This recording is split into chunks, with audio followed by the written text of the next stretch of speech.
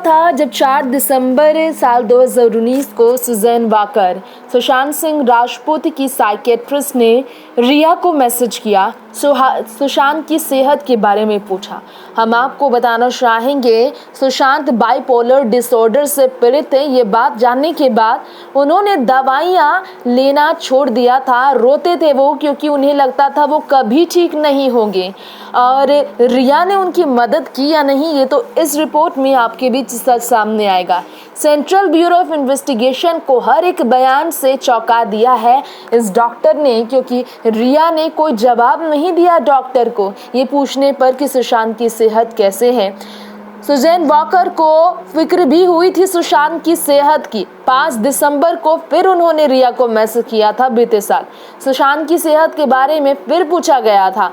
फिर रिया ने आखिरकार हार मानकर जवाब दिया, सुशांत बिल्कुल ठीक है। दवाइयां बदलने के बाद वो अंधेरे से प्रकाश में आ गए हैं, ये रिया का कहना था। लेकिन जब 14 जून की रात जब इस साल सुशांत हमारे बीच अब नहीं है, तो दवाइयों को लेकर आखिरकार डॉक्टर सुजैन वाकर को ये पता चल चुका है कि रिया बातें छुपा रही थी। दवाइयों बदलने का असर सुशांत पर बिल्कुल नहीं था। उन्होंने कहा था कि नजर सुशांत पर रखने की जरूरत है, लेकिन रिया तो उन्हें छोड़कर ही चली गई थी। 7 दिसंबर 2019 को रिया ने सुजैन वाकर को मैसेज भी किया था। दवाइयां बदलने से सुशांत को फायदा हुआ है, ये भी उन्होंने कहा। वापस आने से वो उनसे मिलेंगे।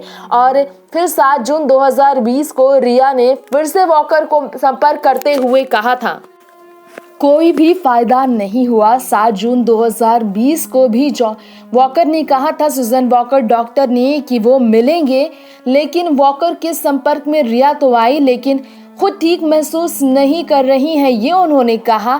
और फिर उन्होंने खुद ही अपॉइंटमेंट ले लिया था। जी हाँ, ये बात सामने आई कि 8 जून को रिया ने डॉक्टर को बताया था कि सुशांत ने दवाइयां लेना बंद कर दिया और तबीयत बिगड़ी है, लेकिन अपॉइंटमेंट कैंसिल कर रही है वो, ये कहकर उन्होंने सीधा सुशांत की तबीयत बिगड़ने पर उनका ध्यान रखा था। इसके बावजूद वो उनके घर से चली गई। ये जानकर डॉक्टर भी हैरान है, परेशान है कि क्यों आखिर उन्होंने ऐसा किया जो उनकी देखभाल करती थी।